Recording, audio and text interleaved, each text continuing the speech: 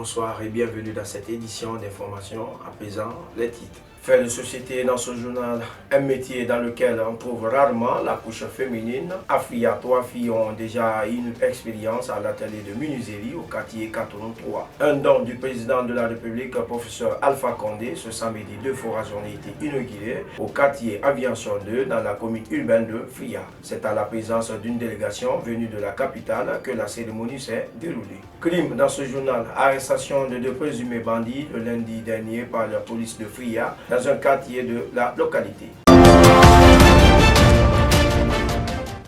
Mesdames et messieurs, encore une fois, bienvenue dans cette édition d'information. Je vous l'annonçais dans le titre. Société soulagement pour les citoyens du quartier Aviation 2 dans la commune urbaine de Fria. Ce secteur qui avait longtemps un problème d'eau a inauguré ce samedi 14 novembre 2 forages qui viennent d'être installés. Dans cette localité, ce geste du président de la République est l'initiative d'un fils du terroir.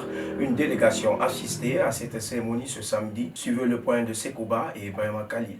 En séjour d'inauguration du forage au quartier Aviation 2 dans la commune urbaine de Fria, c'est avec sentiment et joie que les citoyens de cette localité sont sortis ce samedi 14 novembre 2020 pour approuver leur satisfaction devant les délégations et les autorités de Sombori. Pour ces bijoux que le président de la République Alpha Condé les a offerts. C'est grâce aux initiatives d'un fils du terroir, Malik Sankom, président de Kobac, que les habitants de ce secteur qui souffraient de problèmes d'eau depuis longtemps sourient aujourd'hui. Cette satisfaction au niveau des responsables de la commune a été approuvée aussi par Lansana Boufa, camarade maire de la commune urbaine. Nous savons que ce geste n'est pas un geste banal.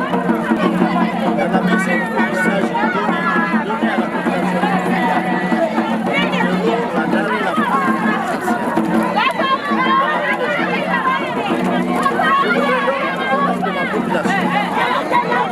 remercier sincèrement ce président de nous et de mettre en confiance ce dont il nous Avant cette cérémonie, les fidèles musulmans ont fait la lecture du Saint-Coran et prié pour les donataires hier vendredi 13 novembre dans une mosquée de la place. Et face à cette délégation venue de la capitale, la présence des troupes musicales et associations était constatée ce samedi. C'est dans cet enthousiasme que le représentant du donateur a transmis son message aux citoyens. L'eau, c'est la vie.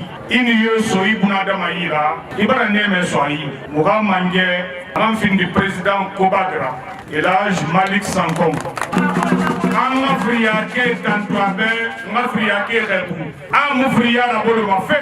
Si l'eau est la vie, c'est les femmes qui gagnent. Elles ne sont pas restées indifférentes dans ce groupe. L'utilité de l'eau les a fait sourire car elles ont la chance de l'avoir à proximité. Cela les pousse au remerciement. Pour ce forage, je suis tellement contente que je n'ai pas de mots à dire pour Malik Sankom. Vous savez, cette joie nous dépasse. Nous allons lui bénir. Que Dieu l'aide, qu'il augmente ses chances. Que Dieu protège le professeur Alpha Condé. Que la paix règne dans notre pays. Nous sommes contentes. La femme, c'est l'eau. Notre joie n'a pas de limite. À Fria, ici à Aviation D, on est heureuse. À noter que grâce à Kobac, 2 forages ont été inaugurés dans le même quartier. Une à la mosquée dans ce secteur pour lesquels les habitants sont heureux. Merci à Ibrahima Khalil et Sekouba Bangoura pour cet élément de reportage dans ce journal. La plupart des filles ignorent les métiers beaucoup pratiqués par les hommes en Guinée en pensant que c'est de genre d'hommes. Cela n'est pas le cas pour les filles que nous avons trouvées sur le terrain. La menuiserie au quartier 83 dans la commune urbaine de Fria, élèves de leur état possèdent déjà une maîtrise qu'elles mettent en pratique.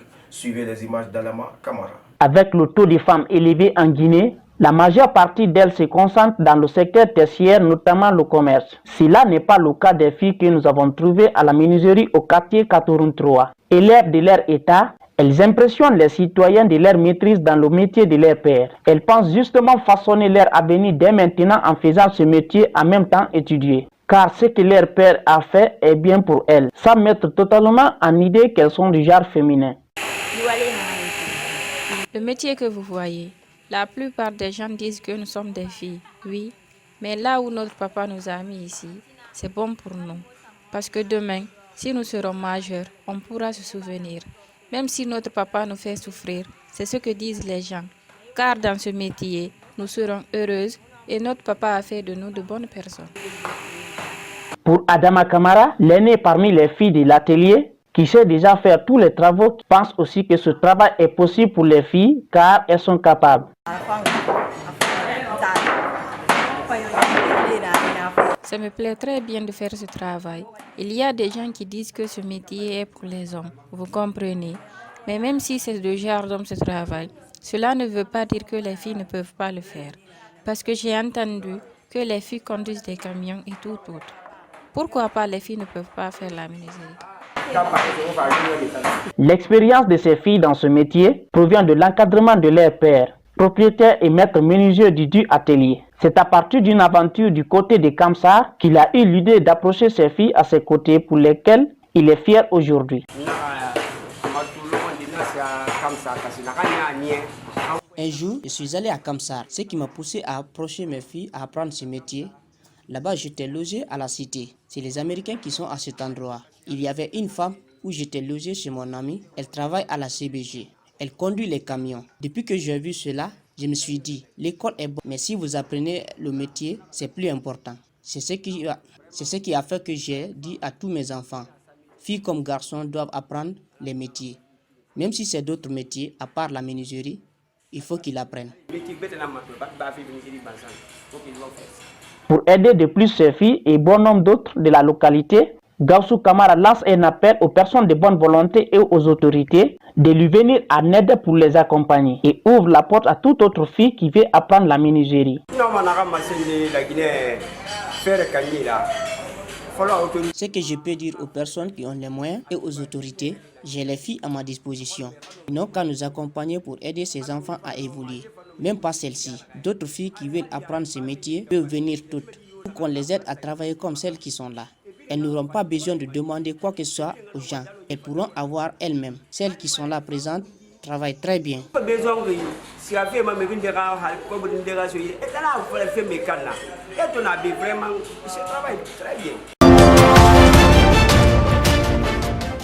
À présent, parlons d'insécurité dans ce journal. Ils ne sont pas la première fois devant la juridiction. Ces jeunes, le lundi dernier, les agents de la police ont procédé à l'arrestation de 2 présumés bandits déjà mentionnés dans leur fichier. Ces accusés auraient attaqué des citoyens dans la nuit du 8 novembre de ce mois. Il a fallu l'intervention offensive des agents pour les faire sortir dans une concession où ils étaient cachés. Le point recueilli par l'ancien Koulma.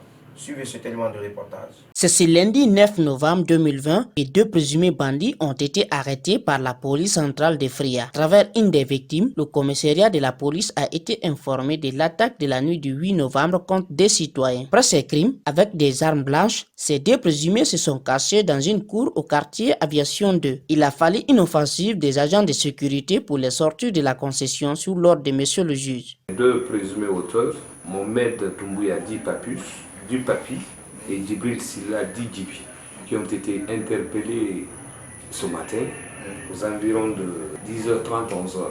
Comment ça s'est passé? C'était la nuit d'hier, aux environs de 22h et quelques.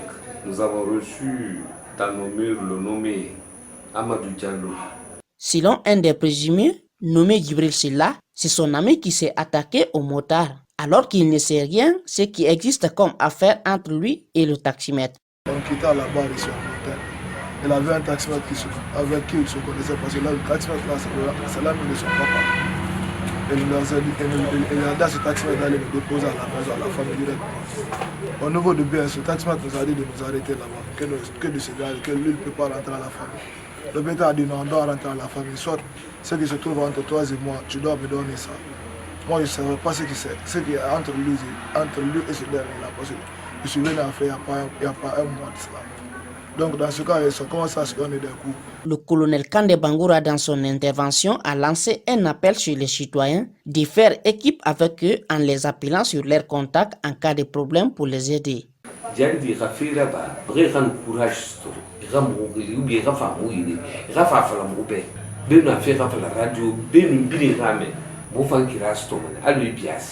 A signaler que les accusés ne sont pas la première fois devant les juridictions.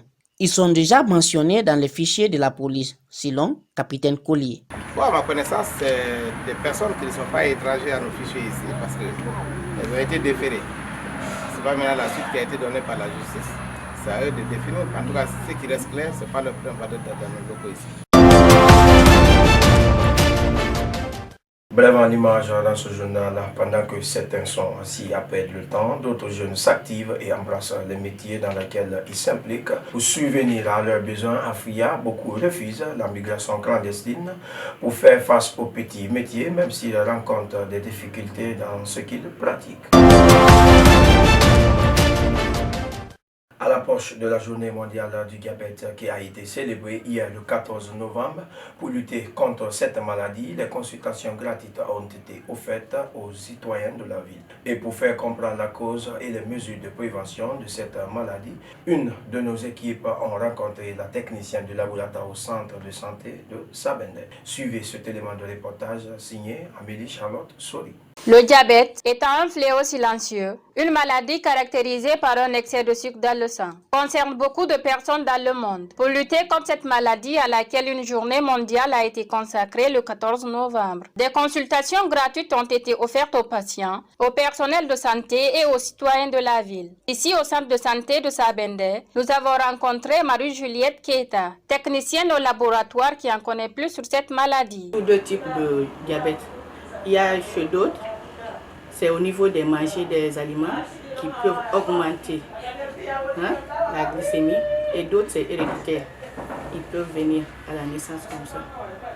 Parce que même avec d'autres enfants, on peut trouver qu'il y a des enfants qui sont diabétiques. Plus loin, elle nous a dicté les modes de prévention face à ce fléau. Les modes de prévention, là il faut beaucoup éviter le sucre quand même. Ça je crois bien. Éviter beaucoup de faire le sport. Du coup, à la fin de son intervention, elle lance un appel à tout le monde à vivre la journée du diabète qui se tiendra le 14 novembre de cette année. Comme bientôt c'est la journée mondiale du diabète, j'invite tout le monde à venir dans les hôpitaux pour faire le test de diabète.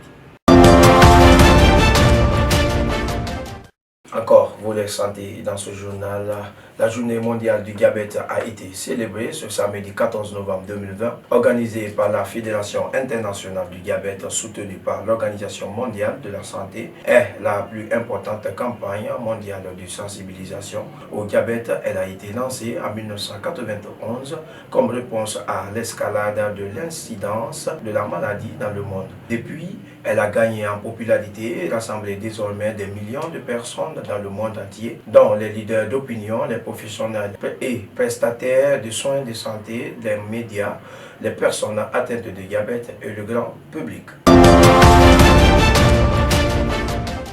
Et voilà, mesdames et messieurs, ainsi prend fin ce journal. Merci de l'avoir suivi.